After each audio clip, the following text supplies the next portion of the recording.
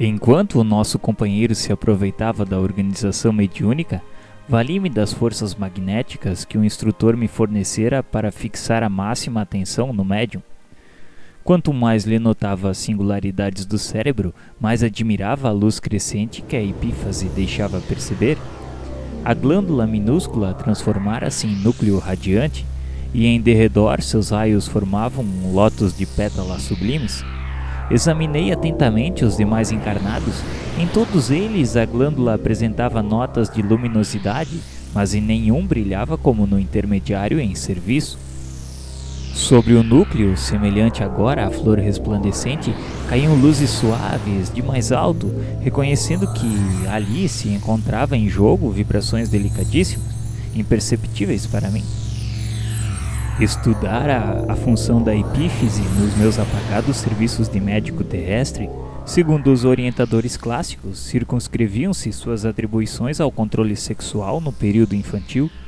Não passava de velador dos instintos, até que as rodas da experiência sexual pudessem deslizar com regularidade pelos caminhos da vida humana. Depois decrescia em força, relaxava-se, quase desaparecia, para que as glândulas genitais a sucedessem no campo da energia plena. Minhas observações ali, entretanto, contrastavam com as definições dos círculos oficiais.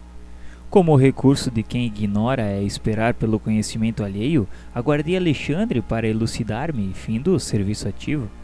Passado alguns minutos, o generoso mentor acercou-se de mim. Não esperou que eu me explicasse. Conheço-lhe a perplexidade, André. Também passei pela mesma surpresa no outro tempo.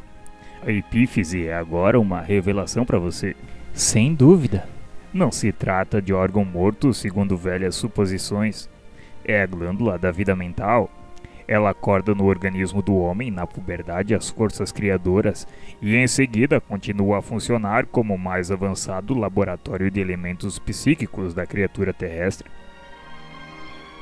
O neurologista comum não a conhece bem. O psiquiatra devassar-lhe-á mais tarde os segredos. Os psicólogos vulgares ignoram-na. Freud interpretou-lhe o desvio quando exagerou a influenciação da libido no estudo da indisciplina congênita da humanidade. Enquanto no período do desenvolvimento infantil, fase de reajustamento desse centro importante do corpo perispiritual preexistente, a epífise parece constituir o freio às manifestações do sexo. Entretanto, há que retificar observações. Aos 14 anos aproximadamente de posição estacionária quanto às suas atribuições essenciais, recomeça a funcionar no homem reencarnado.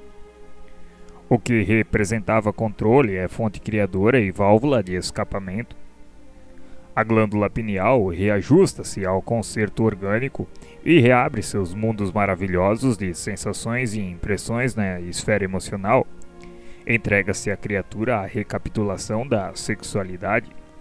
Examina o inventário de suas paixões vividas noutra época, que reaparece sob fortes impulsos. Ela preside aos fenômenos nervosos da emotividade como órgão de elevada expressão no corpo etéreo.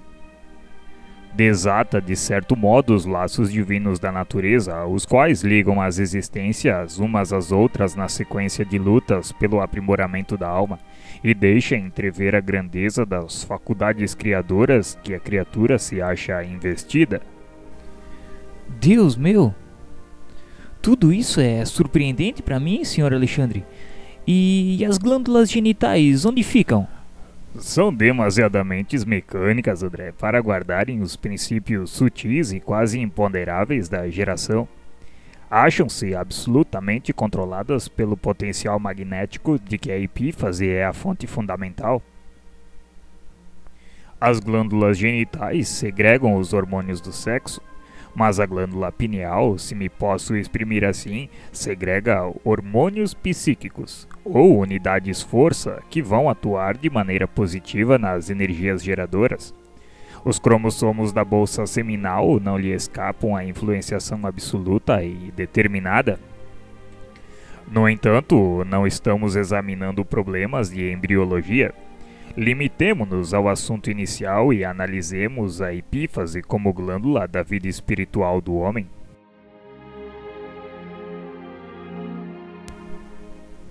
Dentro de meu espanto, guardei rigoroso silêncio, faminto de instruções novas.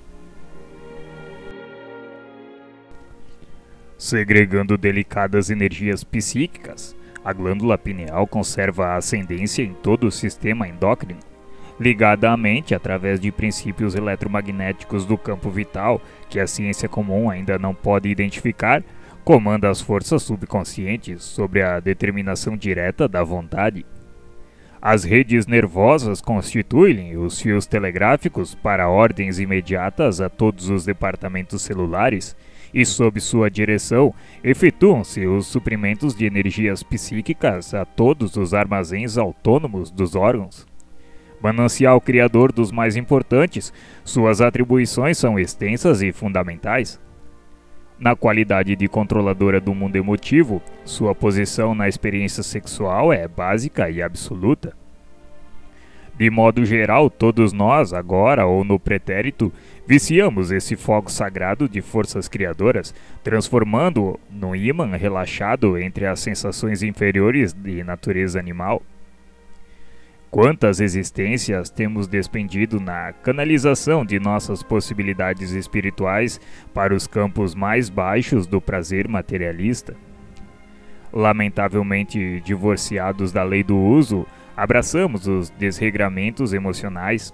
E daí, meu caro amigo, a nossa multimilenária viciação das energias geradoras, carregados de compromissos morais com todos aqueles a quem ferimos com os nossos desvarios e reflexões.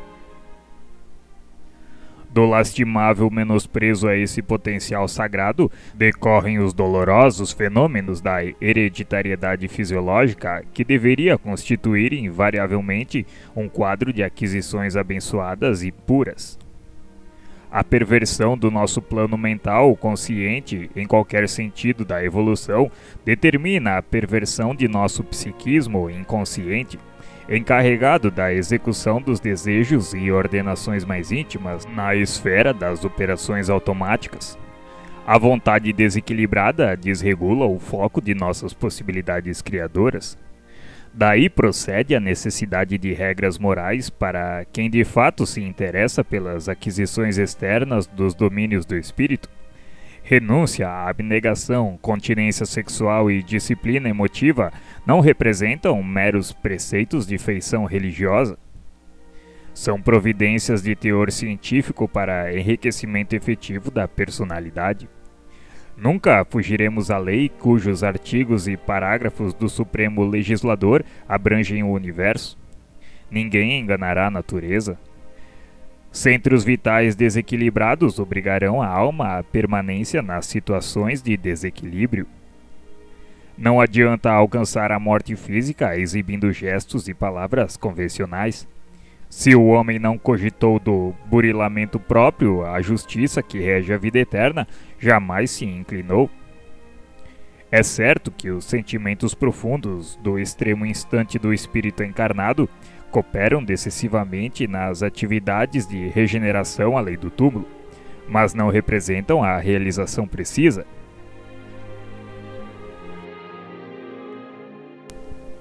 O instrutor falava em tom sublime, pelo menos para mim que pela primeira vez ouvia comentários sobre consciência, virtude e santificação dentro de conceitos estritamente lógicos e científicos no campo da razão. Agora aclarava-se-me os raciocínios de modo franco. Receber um corpo nas concessões do reencarnacionismo não é ganhar um barco para nova aventura ao acaso das circunstâncias, mas significa a responsabilidade definida nos serviços de aprendizagem, elevação ou reparação, nos esforços evolutivos ou redentores. Compreende agora, André, as funções da epífise no crescimento mental do homem e no enriquecimento dos valores da alma?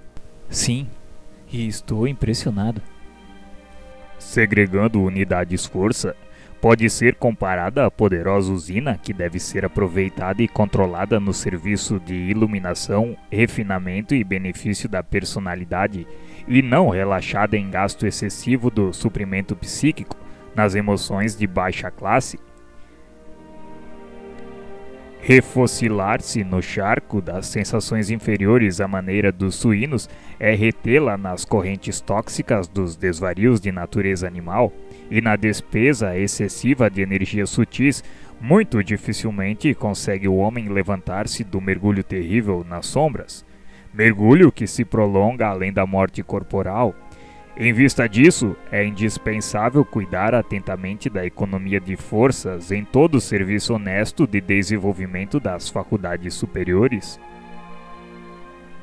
Os materialistas da razão pura, senhores de vastos patrimônios intelectuais, percebem de longe semelhantes realidades, e no sentido de preservar a juventude, a plástica e a eugenia fomentaram a prática do esporte em todas as suas modalidades. Contra os perigos possíveis na excessiva acumulação de forças nervosas, como são chamadas as secreções elétricas da epífise, aconselharam aos moços de todos os países o uso do remo, da bola, do salto, da barra, das corridas a pé. Desse modo, preservavam seus valores orgânicos, legítimos e normais para as funções da hereditariedade. A medida, embora satisfaça em parte, é contudo incompleta e defeituosa. Incontestavelmente, a ginástica e o exercício controlados são fatores valiosos de saúde. A competição esportiva honesta é fundamento precioso de socialização. No entanto, podem circunscrever-se a meras providências em benefício dos ossos, e por vezes degeneram-se em elástico das paixões menos dignas. São muito raros ainda na Terra os que reconhecem a necessidade de preservação das energias psíquicas para engrandecimento do Espírito Eterno.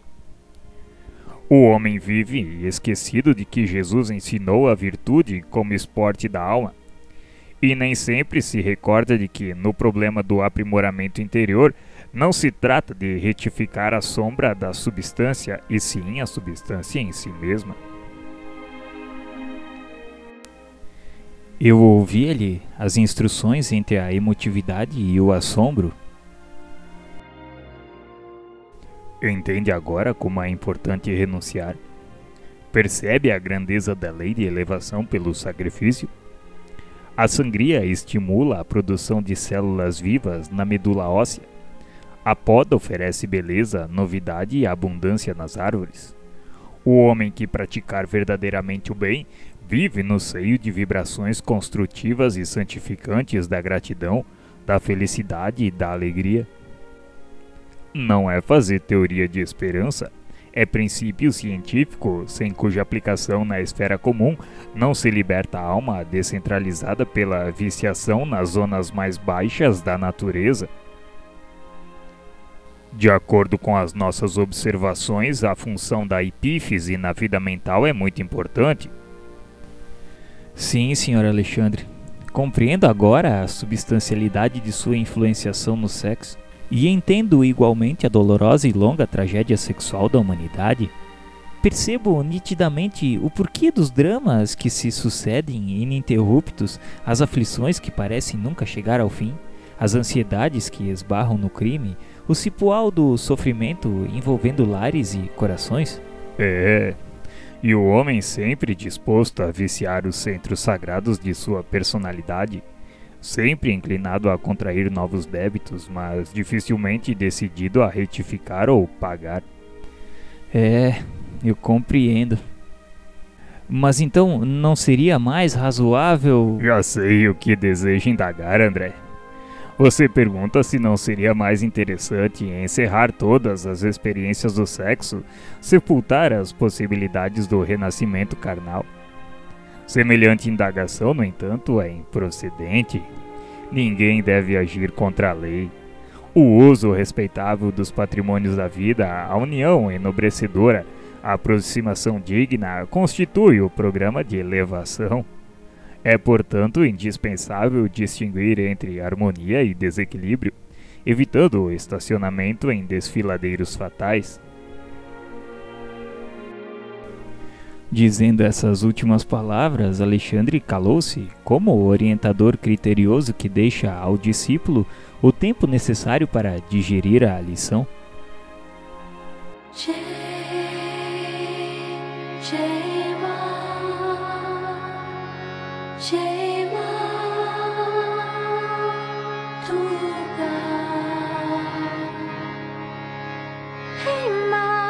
Durga, Jai Jai Ma.